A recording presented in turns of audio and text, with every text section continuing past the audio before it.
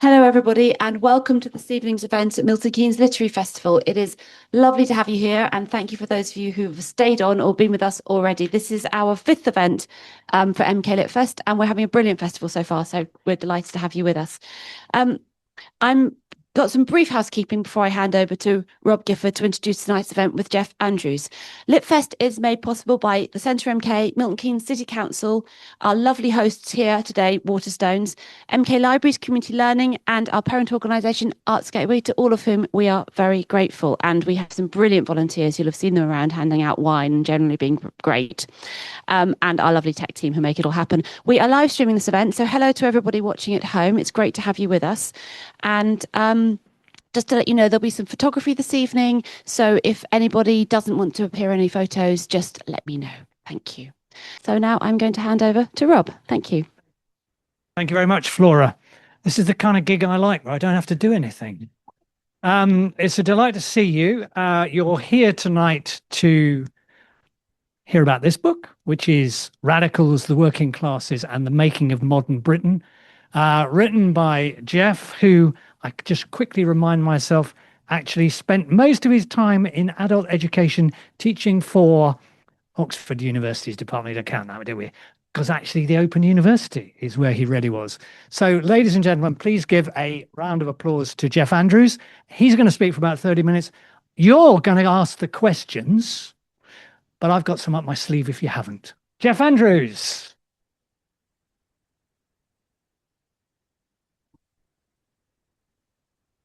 Thanks, Rob. And thanks for coming and giving up your Friday night to listen to the Labour Party. Incidentally, I've been told by the organisers that we're just before an election.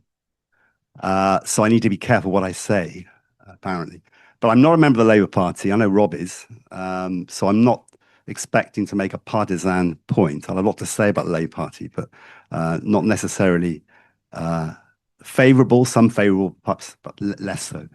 Thanks for coming. And the book is about 150 years of history, so I'm not going to go through all that. Okay, it's a book about radicals. By radicals, I mean not only trade unionists and politicians. I've got a chapter, for example, on the general strike and Chartism and so on. But it's also about writers, dramatists, autodidacts, educationalists. And I know this is a literary festival, so I thought I would talk a bit about those as well. Okay, those are the radicals.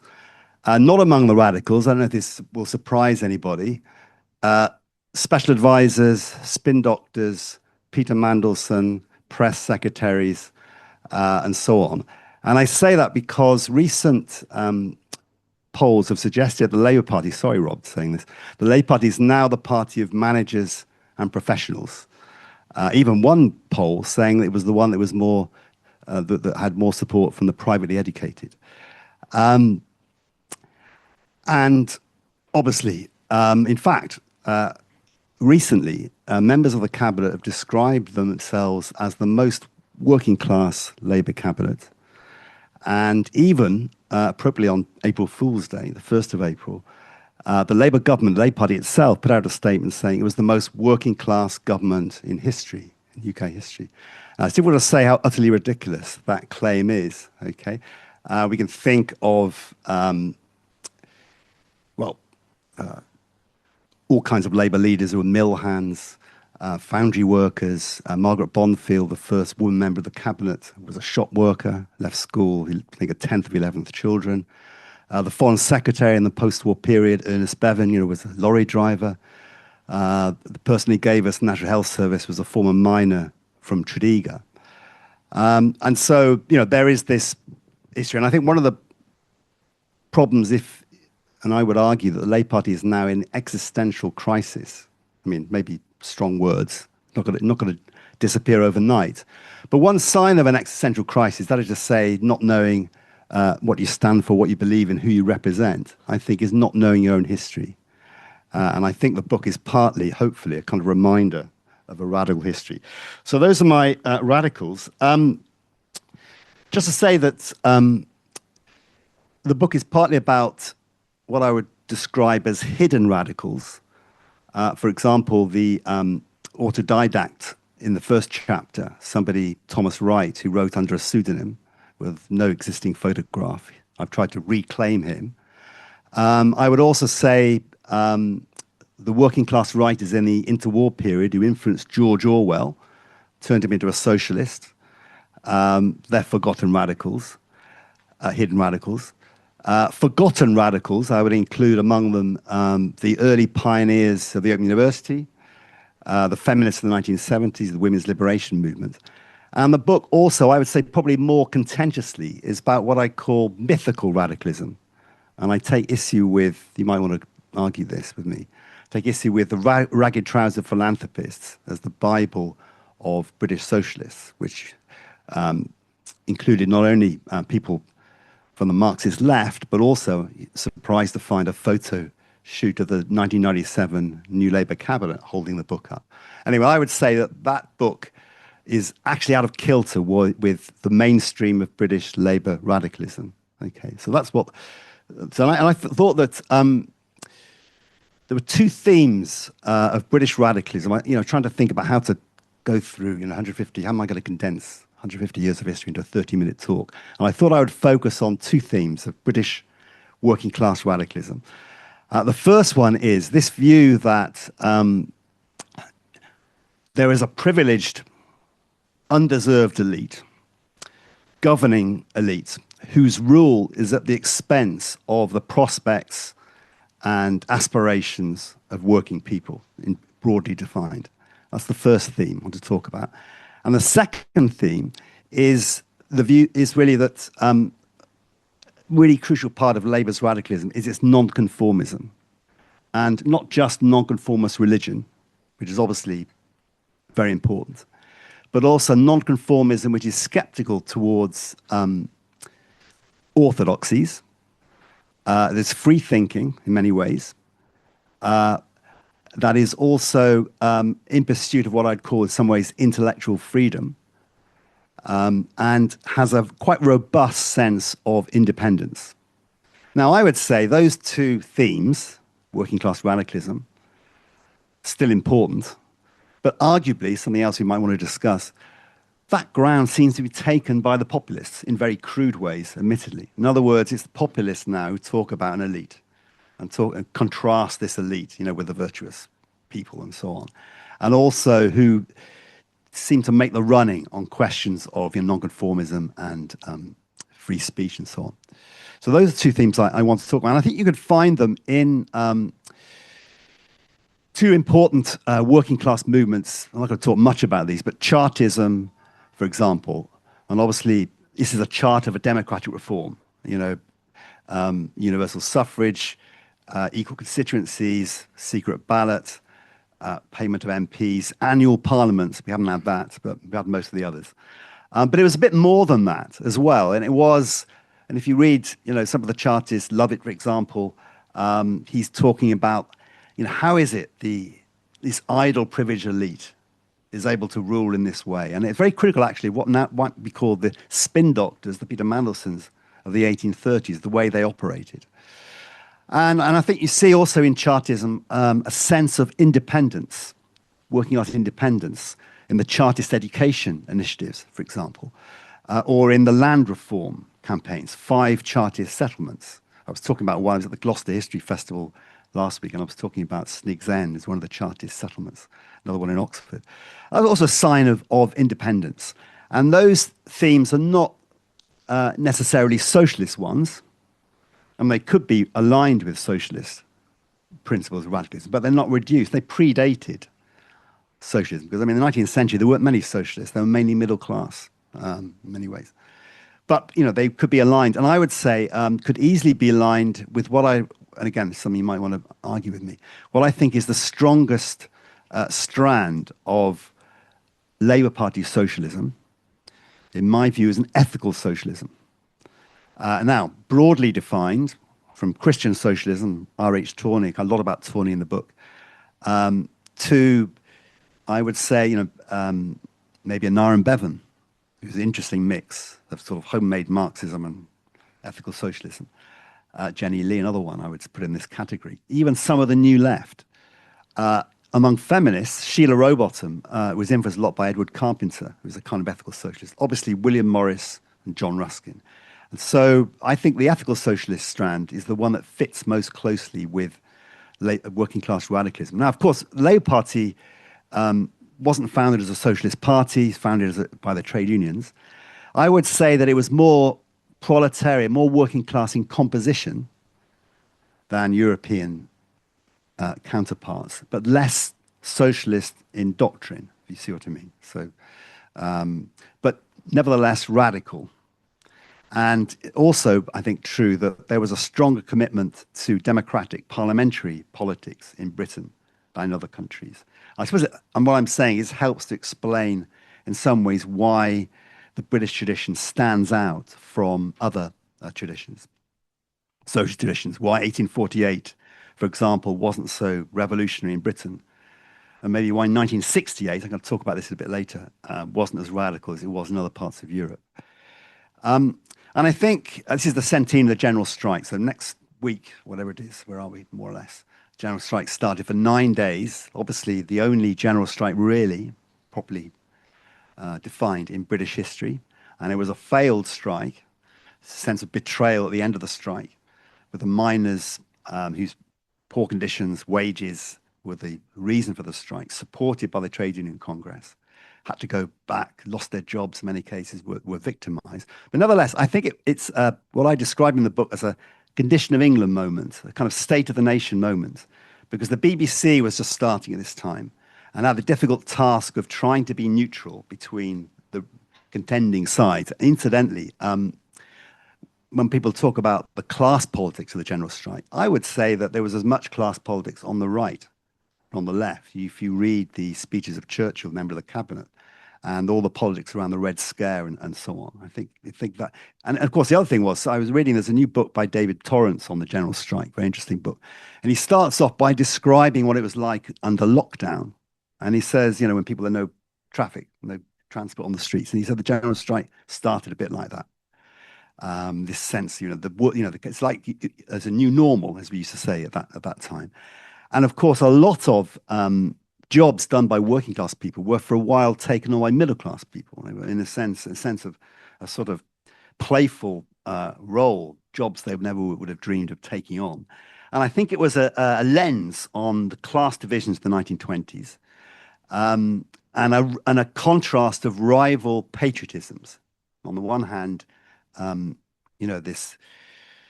the way that the language of Red Scare, there's a constitutional threat to the state. This is what Churchill was urging the BBC to resist. On the other hand, a solidarity.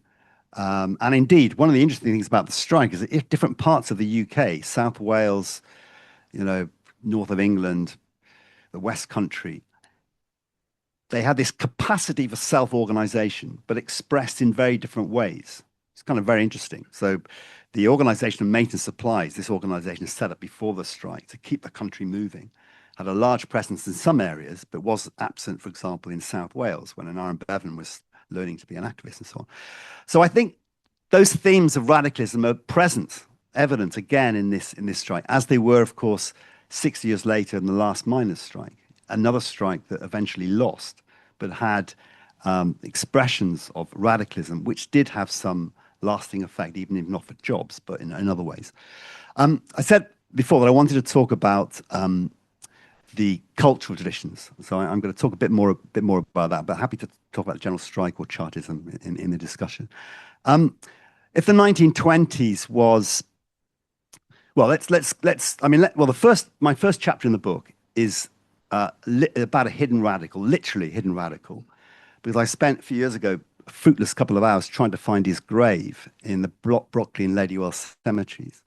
There's no known photograph of him, and he wrote under a pseudonym, the journeyman engineer, between 1867, the year of the Second Reform Act, and 1873, while working as an iron turner. He wrote, I think, 3 or 4 non-fiction books on the condition of the working classes, 2 working class novels, and an autobiographical account of his early years. His name was Thomas Wright.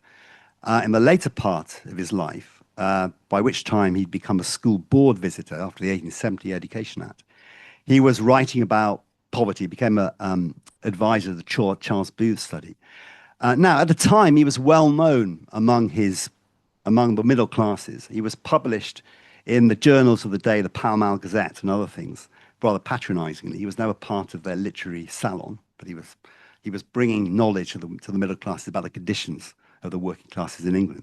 I think it's really important because he's writing at this time of the rise of literacy, of mass literacy, and the importance of literacy and education and the democratic settlement that was emerging. And I have a strong theme in the book about workers' education, particularly autodidact education. And if anybody's read Jonathan Rose's wonderful book, The Intellectual Life of the British Working Classes, a lifetime of scholarship where people are reading, appetite for learning in all kinds of different situations, in work, in domestic circumstances, and so on. And we have this strong autodidact tradition. Incidentally, anybody reads James Marriott in the Times, he's arguing we're moving towards a post-literate society. People are spending too much time on their phones and not reading. And I think it just at least illustrates how important that tradition is. And of course, we have a strong tradition in Britain of adult education or workers' education. 1850, John Ruskin was teaching at and subsequently in the Working Men's College in London. Then we have the university extension movements in the 1870s in Oxford, where Oxford University lecturers were going out lecturing in the heartlands, in the potteries in Rochdale and other places. And then we had Ruskin College in 1899, set up by two Americans, actually, but who had a great passion for Ruskin. And really important, I think the reason why Ruskin was, so there was a very interesting survey of the favourite authors of the first cohort of Labour MPs in 1906, 29 of them. And Ruskin was top of the list. Incidentally, sadly, there's no available favourite authors of the current batch of Labour MPs. We can only speculate about that, you know. The Alistair Campbell podcast, I don't know who the literary heroes are. But anyway, in the first cohort of Labour MPs, there was a list of the favourite authors. John Ruskin was top. And I think the reason why Ruskin was top was because he said, look, you've got all these skills, trades, you make this contribution to society, but you're not getting the reward you deserve, the value for it. And this kind of ethical socialism I referred to earlier. Also high on the list, Dickens, Shakespeare, no William Morris, no Marx. Nobody's reading Marx. His works hadn't been translated into English. The Fabians weren't high up in the list. Interestingly, Giuseppe Mazzini, the Italian Democrat, was mid-table as he met the Chartists. But anyway, all these MPs left school before they were teenagers. They're all trade unionists, all men, but they had this autodidact tradition. And I think it's something very strong in our culture. Maybe the Open University in some ways is a sort of final part of that tradition. And it's of the thinkers I discuss in the book, Raphael Samuel, Stuart Hall, E.P. Thompson, and many others, Sheila Rowbottom, they all taught in adult education. And I think it's really interesting how important that was to the labour movement. And when I say labour movement, I mean something much broader than we might describe it now as politicians, trade unionists, you know, the women's cooperative movement. Adult education and the culture, which was a cross-class to some extent from friendly societies and various other organizations. And this culture, as I said, was really strong. And I think looking at, if you like, the demise of the labour movement subsequently, the decline of education is one part of that. In the interwar period, you've got another example of what I would say the working class is making history through literature and culture. In the 1930s, the middle classes were trying to discover what it was about working class lives. And so there were people traveling around, sometimes called literary tourism, traveling to the north of England. The mass observation movement started in Bolton, they called Worktown, where a couple of, I think 4 researchers, one of them, an anthropologist, had recently been studying cannibalism in the New Hebrides. He said, I'm going to go and study cannibals in Bolton. And this, you know, very top-down, trying to discover what they're like and so on. And George Orwell, who went to Wigan, and initially he was going to go to Rochdale, and the working class writer Jack Hilton, who lived in Rochdale, befriended Orwell, said, no, go to Wigan, the story about mining and unemployment is much stronger. At that time, Orwell knew very little about the working classes. He'd been studying the homeless in Paris and London, down and out in Paris and London. His parents thought he was on holiday because he wasn't, but he did. And then he wrote these two novels in the early 30s, A Clergyman's Daughter and Keep the Aspidistra Flying. These were books he later disparaged, actually, although they're interesting read if anybody's read them. But they were about the crisis in middle-class identities, both those two novels. And I think it was the reason why he had less time for them later was because he hadn't really sorted out Britain's class system. He hadn't been to the industrial areas. And so he went to Wigan, wrote his book. Jack Hilton, who sent him to Wigan, wasn't happy with the book. And he did his own version, I think in a brilliant book called English Ways, which was published on the verge of the Second World War, where he went around the country pushing a cart with his wife, staying at places along the way. It's got a rich observation. A much better attempt. I mean, I think Orwell's book is very interesting, not least for the part two, where he's very scathing about middle-class intellectuals. But I think the Hilton book is a better account of this. And then the other Jack who influenced George Orwell was Jack Common, another working-class writer from the Northeast, who'd gone to London, wanted to be part of the literary world, never quite fully part of it. And he also influenced Orwell. He looked after Orwell's house and shop when Orwell was in Spain. And Common, who was a former mechanic, wrote a lot about skilled workers. Both Common and Hilton wrote from working class experience. I mean, Hilton had been imprisoned for leading hunger marches in the 1930s. He'd been a World War I veteran. He was an activist. Common was brought up in a kind of socialist town community. They knew what the working classes were like. And Orwell's socialism, which is a very English socialism, I think, he talks a lot about patriotism. This is another aspect of the ethical tradition that the British left, I think, has lost, that it was able to unite a sense of the nation with socialism, not in a flag-waving, jingoistic way, but in a kind of moderate patriotism. In other words, unless you have the sense of being part of your culture, you're not going to win general elections. And of course, 1945 was about that to a lesser extent. 1997, I won't talk much about Rule Britannia, but 1997 was a kind of also a moment where there was the idea of the nation. But Hilton and Common, after the war, couldn't make this literary career. Jack Common was, moved to Bloomsbury, was part of a Bloomsbury magazine, wasn't a member of the Bloomsbury group, didn't live in squares, paint in circles, and love in triangles, he used to say about the Bloomsbury group. He was outside that culture. Jack Hilton also couldn't make a living as a writer. And there's something also quite distinctive about working class artists that I would extend not only from writers, but to dramatists. In other words, you're part of, but also apart from your origins.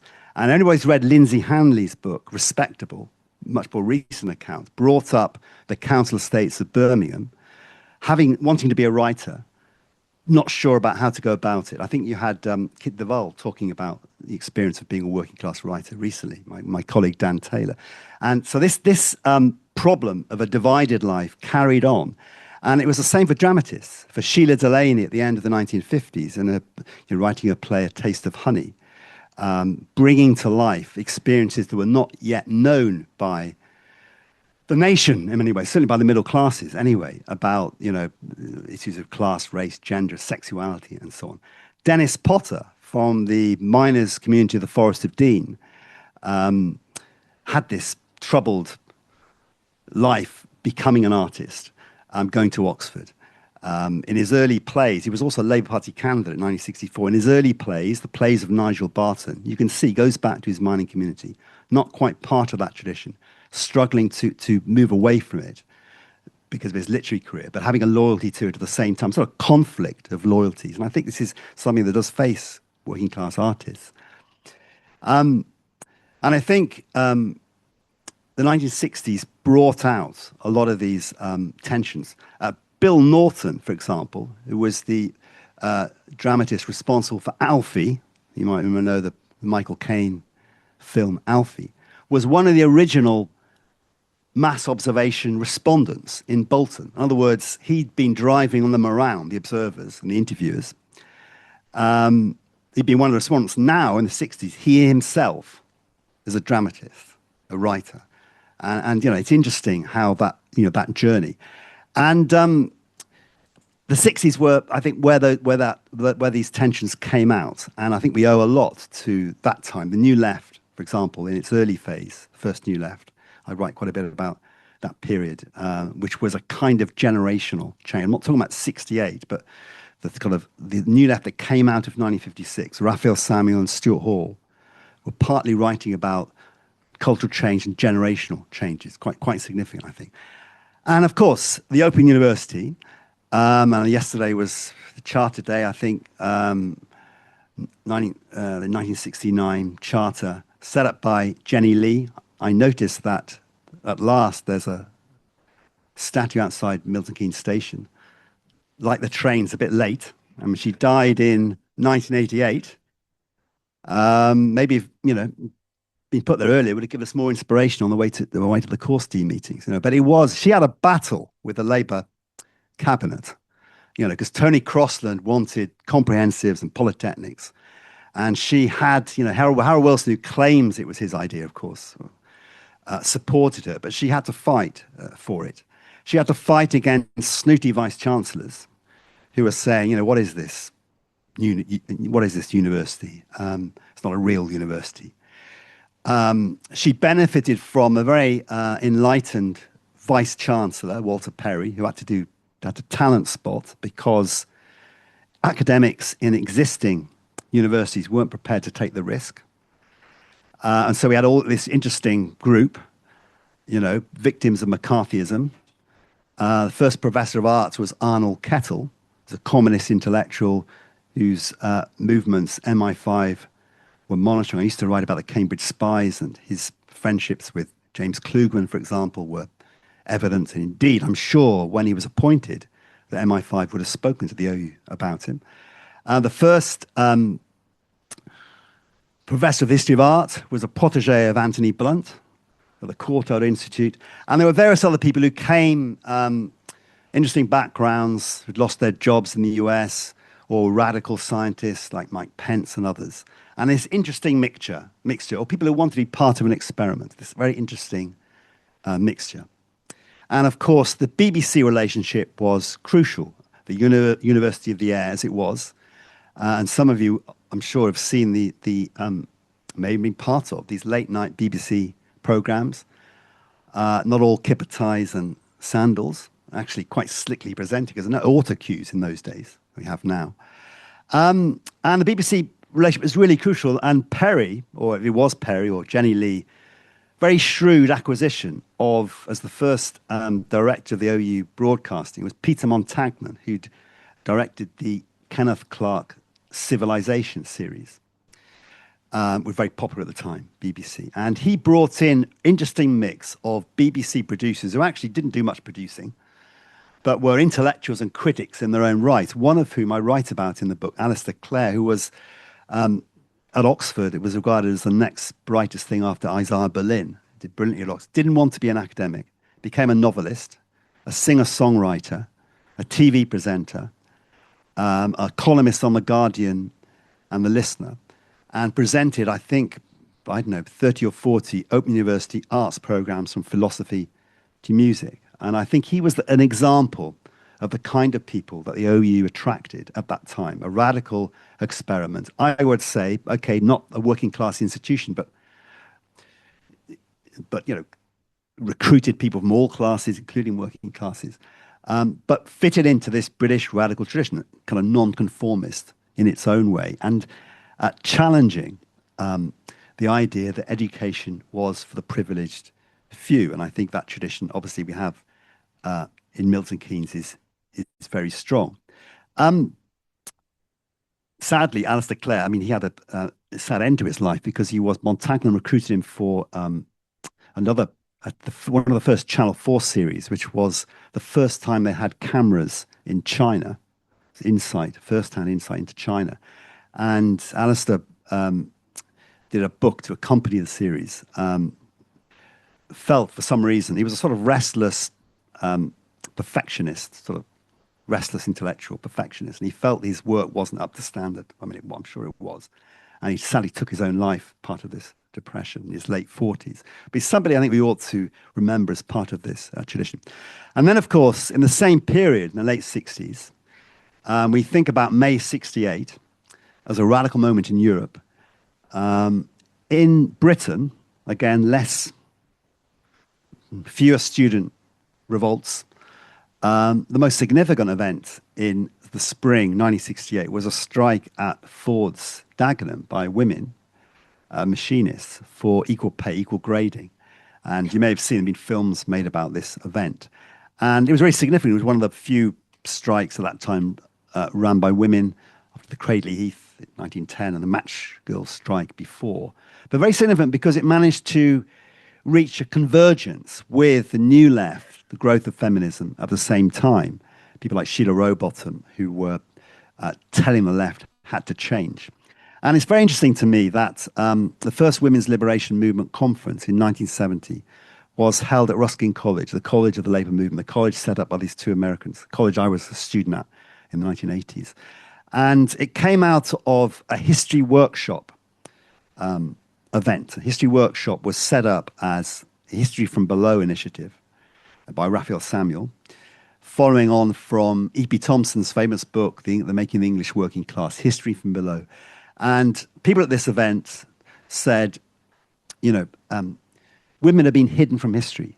And the Women's Liberation Movement conference exceeded expectations. So I know 500 or 600 turned up. They expected 200.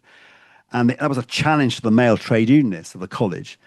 And they had to relocate to the Oxford Union at the heart of the, if you like, the Oxbridge male establishment. They took over the Oxford Union. There were men there. They were running the creche. I mean, Stuart Hall was running the creche and so on.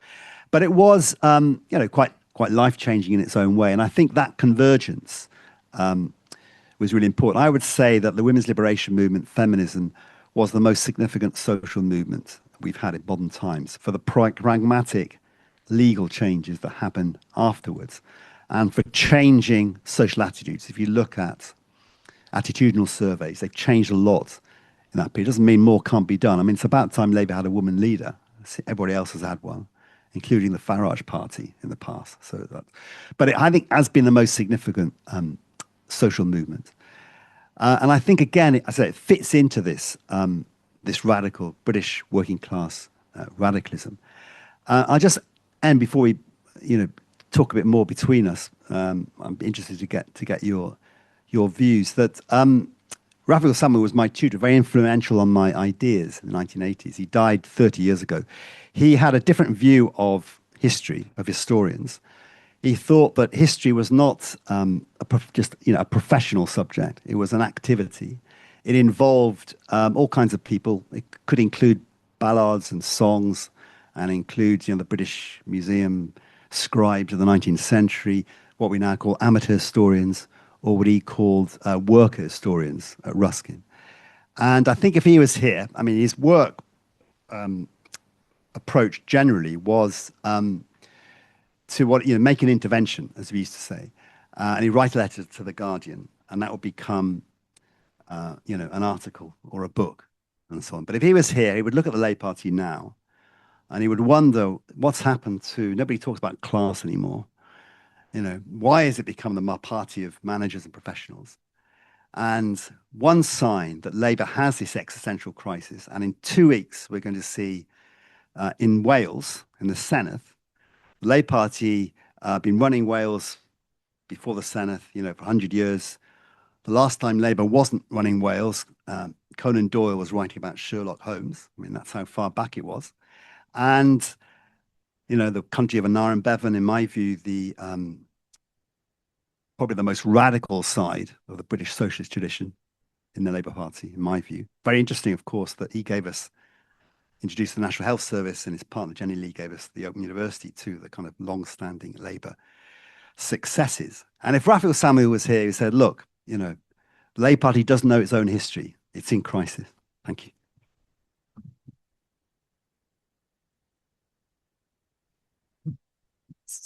Thank you very much, Geoff.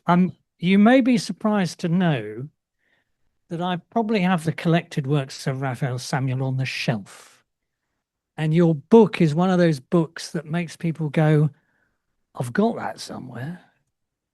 Your book is also one of those books that make you go, I haven't got that book somewhere. So purchased only this afternoon here in Waterstones, Jack Hilton's Caliban Shrieks, right? Because it's a book that makes you go, yeah, I know about Geoff, I know about Thompson, I know about Raymond Williams, I know about Stuart Hall, but I didn't know that one. So thank you. Just to say that this book was rediscovered last year by a barista in Manchester who came across it in the Working Class Movement Library. So yeah. Just so just one question before we kind of open it up, and I'm sure that Flora's going to say, and we've got some questions online as well. You have, yeah, we are. I mean, one of the questions I think of current politics is, are we class identified, or are we? Sorry, let me get the question properly here. What's the difference between class-based and identity-based politics? And is it possible actually to find a way through that's not a binary choice, that we have to have both? Because it seems to me that a successful political movement is going to need to do both of those things. And that is a kind of bit of a theme in the book, I think. that's quite a difficult question, actually. Well, put my cards on the table. I think there are limitations to what I'd call identity politics. Okay, so, and that's not to say identity isn't important, because it is important. Where you come from is important, and it influences your life. I already described, this conflict of interest between working class writers.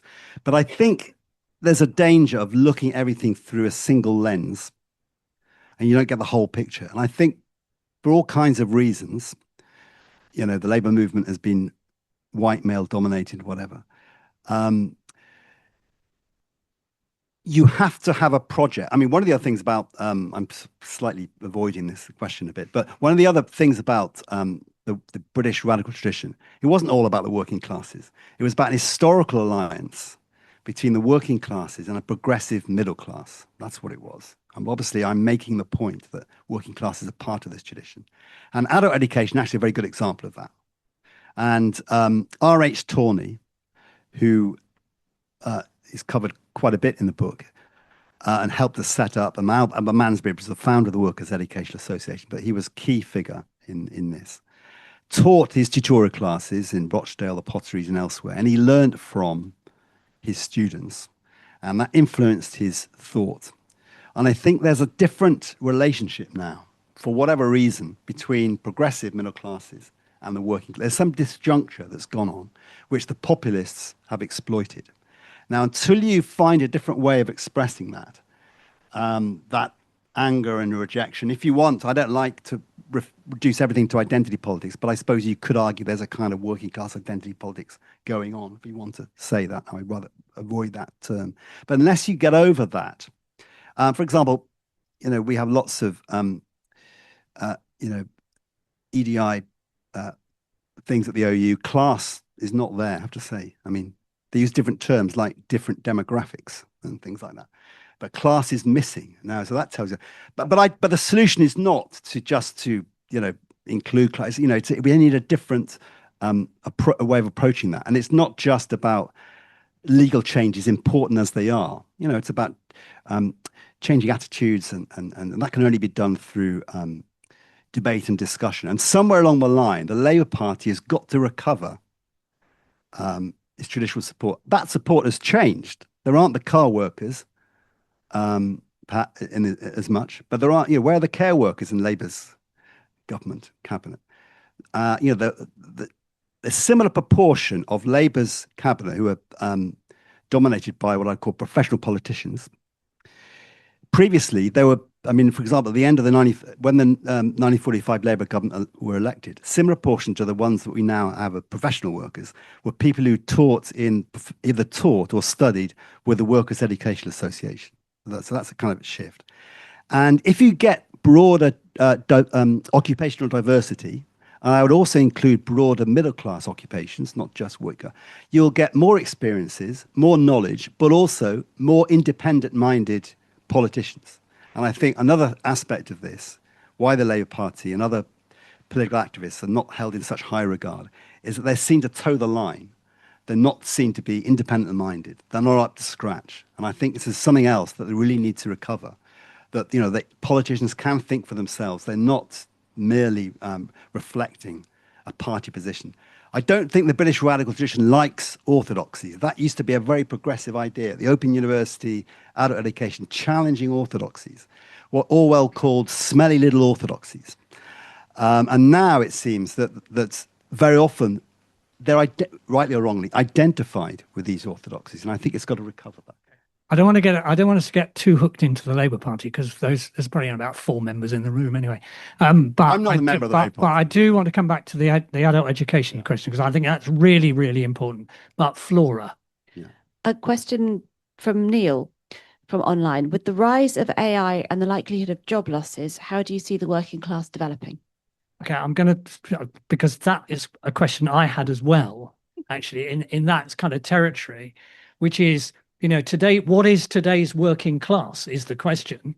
Because today's office or service worker is a precarious economic position, but no trade union to belong to. Sure. And I think it's how you protect those people and how you develop those people in the current economic climate. Well, I agree. I mean, the working class has changed, and you're absolutely right that people working in call centers or whatever are not represented, let's say, in the way the trades were in the past. Not to say there aren't representation. And the significance of the trade union movement and the Labour Party, that relationship has clearly changed, because obviously there's financial and other aspects. Well, on the question of AI, it's really difficult. I mean, you know, anybody working in higher education will know this. I'm not going to go into current Open University policy on that, but food for thought. And I'm quite interested in James Marriott in the Times every Tuesday, young guy, critic, who says we're on the verge of a post-literate society. Too much time spent on the phone.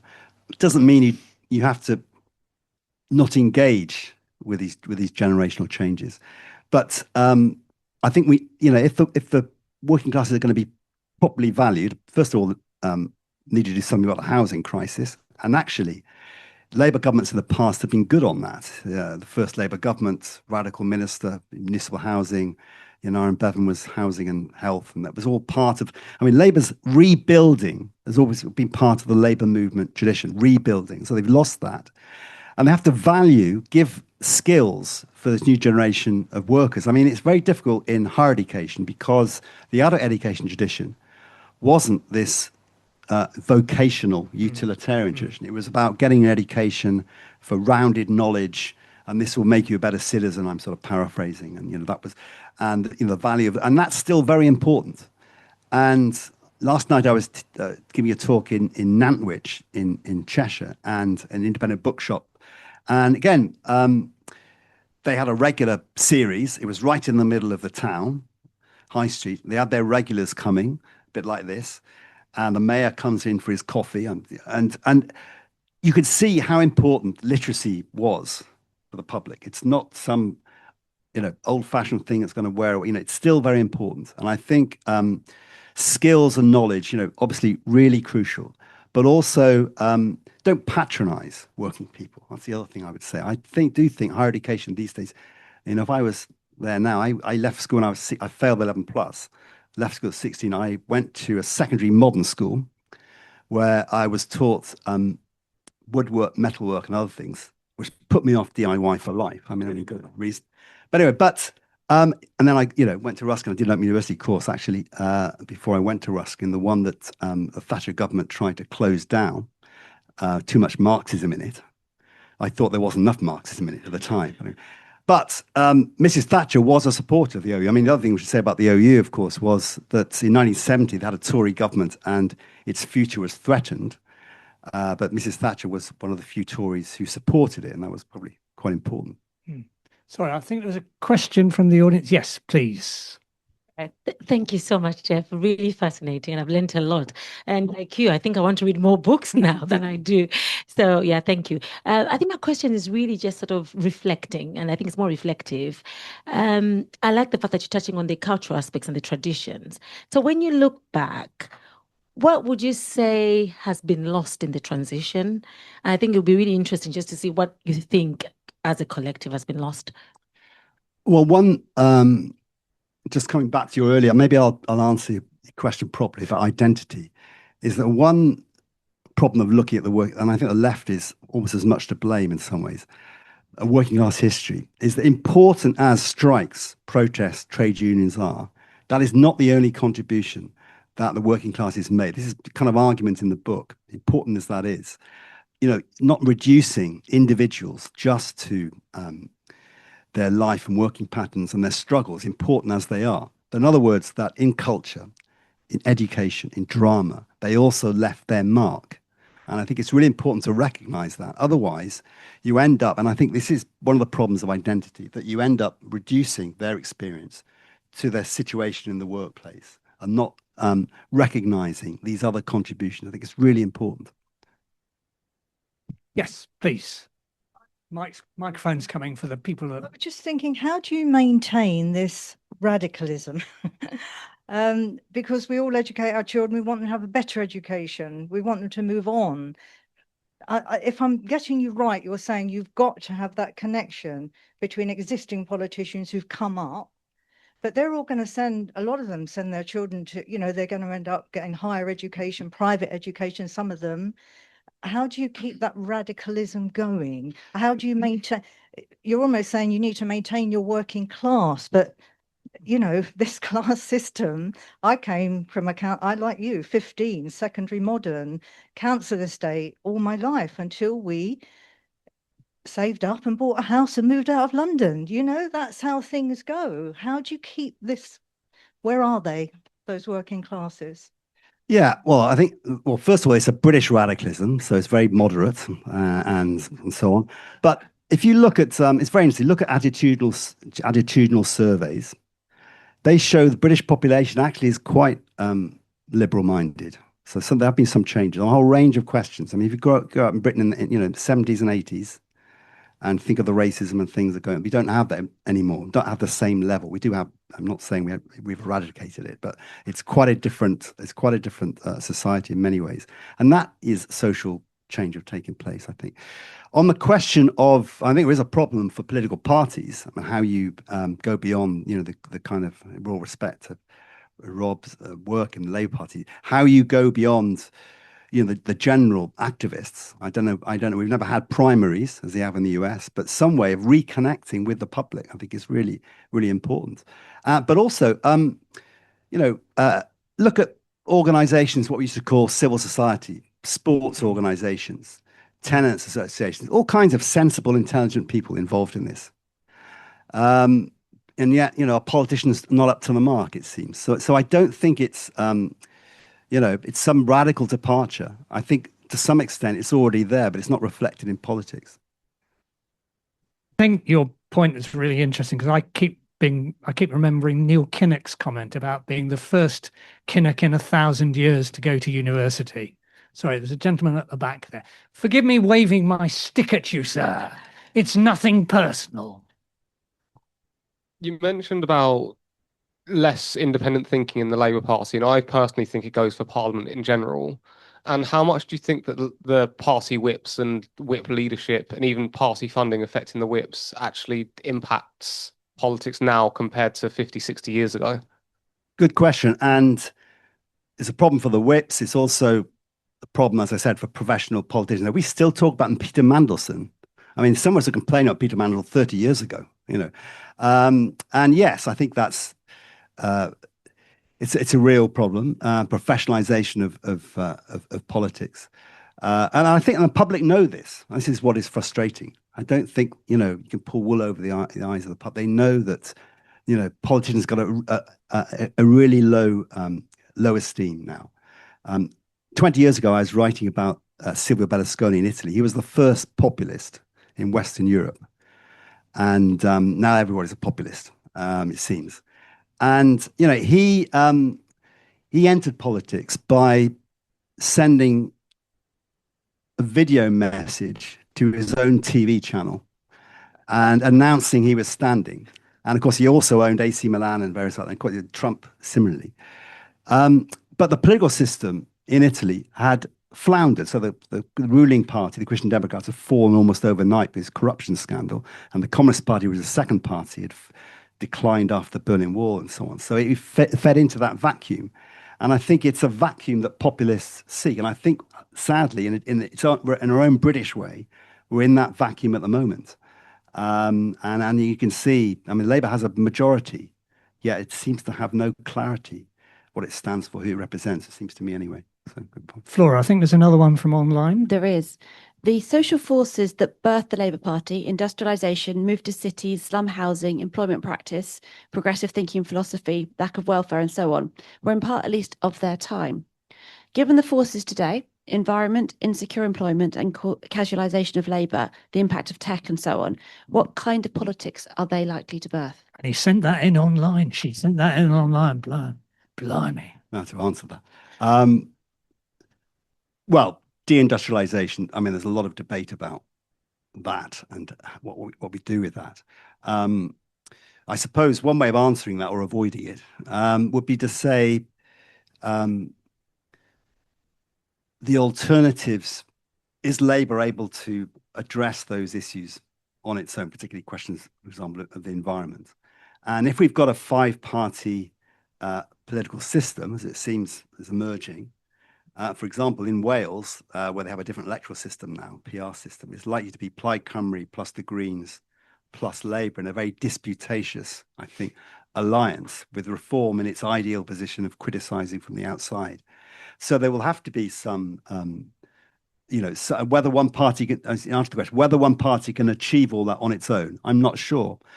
One thing I would say about education, there was this very famous quote that, it's too early to judge the significance of the French Revolution. And I think with the Labour Party elected in 1997, we're only now seeing some of the implications of that. I mean, for example, Blair wanted to get everybody in education. Good shout, because we had so few numbers in Britain in higher education. And there was this campaign to get 50% in education. At the same time, a mixture of Labour and Tory meant funding was reduced for things like adult education. And the belief that, for example, some people, the OU is part of this, benefit from coming later in life and they bring their experience, all that was lost. And then, the education system is now, higher education system now has become very much following a sort of employability strategy, which has all kinds of implications. And opening up the issue, why aren't there more apprenticeships? And why can't people come to education later? And is it necessary for everybody to have an education at 18? What value does the country get out of that? So all these kinds of, and I do think generational change is probably one of the most, obviously going to be one of the most significant changes that the Labour movement's got to deal with in coming years. And that means how the trade unions relate to different generations as well. Chris. Hi, I'd like to ask really your view on the fact that the working classes, you talked about the autodidact tradition, but you also talked about people aren't reading anymore. Working class people aren't reading. They're taking their news, their ideas from the internet, from video shorts, and from outside of Britain, from America, from Donald Trump, from a whole load of actors all around the world are bombarding the British population with ideas, and they're not reading, they're not engaging, they're not thinking. The Overton window is enlarging. And you talked about racism from the 70s and 80s has gone. I don't see that. I talk to people every day since I'm a party member. I knock on doors. People are happy to be racist to me, to blame the country's problems on the other, on immigrants, on Muslims. I hear that. I try and argue with them. I don't know where they get their views from, because they say on an individual level, they're quite nice. These sorts of ideas. How is that going to change? Do you feel optimistic there's a way to move that back to the idea where people will engage with ideas in a broader way? Yeah, well, racism certainly hasn't gone. So just to clarify that. And I mean, obviously we can point to sort of legal changes. One of the worst things, which is promoting racism and other things, of course, is social media, which is now a very different kind of media. And we talked about control of the mass media, but one of the things about social media is there's less control, so everything goes, and where you see much more of this overt racism. So now, how you deal with social media, I don't know. I mean, the Labour government's trying to stop kids' school using whatever it is, Instagram. I've just, Smartphone. yeah. Well, I've got a smartphone. I mean, I've just, put my toes into the turbulent waters of Instagram. But anyway, but then obviously, I suppose it's a mixture of how you don't look at it in a sort of Luddite way, but at the same time, not giving up sort of ethical human values. I mean, what you do about social media is really difficult. I think on the one hand, you've got to have a place for dissent, particularly when parties aren't delivering. On the other hand, you've got to have tolerance. And so I'm trying to work that one out. Well, I don't know what what we think of the upcoming election, but clearly there's all kinds of things going to be challenged over the next few years. I don't know whether, I mean, people I'm friends with on the left talk about a progressive alliance. We used to talk about back in the day, and with electoral reform. The trouble is that if such a progressive alliance is more than an electoral pact, you need a consensus on what you mean by progressive. And I think, sadly, there is no consensus at the moment between the centre-left parties. If there was, I'd be more hopeful, just to come back to your point about optimism. At the moment, I'm quite pessimistic, generally. I think we should always remember Antonio Gramsci. Absolutely. Pessimism of the intellect, optimism of the will. Said it in Italian, but I can't do that bit. Geoff, I'm going to finish with one question. You are now the Secretary of State for Education. You can create an education system for adults that helps to create full, active, proper citizens. Okay? Because that is a theme rightly in the book, and it's an absolutely central theme in my view. How are you going to do it?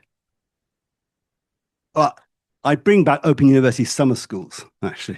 It's a cop-out, which I thought were the best teaching experience I've ever had, and life-changing, I think, for the students, anybody who's experienced that. They'd all start off being apprehensive. It was compulsory. Actually, Stuart Hall, one of the Open University professor of sociology, I write quite a bit about in the book. He did he left the OU before I came, but we used to edit the journal called Soundings, and we used to talk about the OU. And he later did a oral history interview for the OU, and he said he was glad summer schools were compulsory because otherwise they wouldn't go. And students were always apprehensive, and they'd have their minds blown by all this intensity of study and recreation, all kinds of things. So if I was one thing, I'd bring those back. Okay, Geoff Andrews, thank you very much indeed.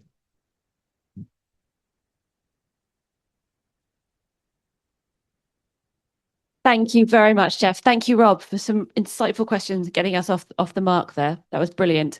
And Geoff, thank you for a fascinating, really thought-provoking talk, exactly what we wanted to hear here. And I hope everyone enjoyed it as much as I did. So can we have another, please, big round of applause for Geoff Andrews?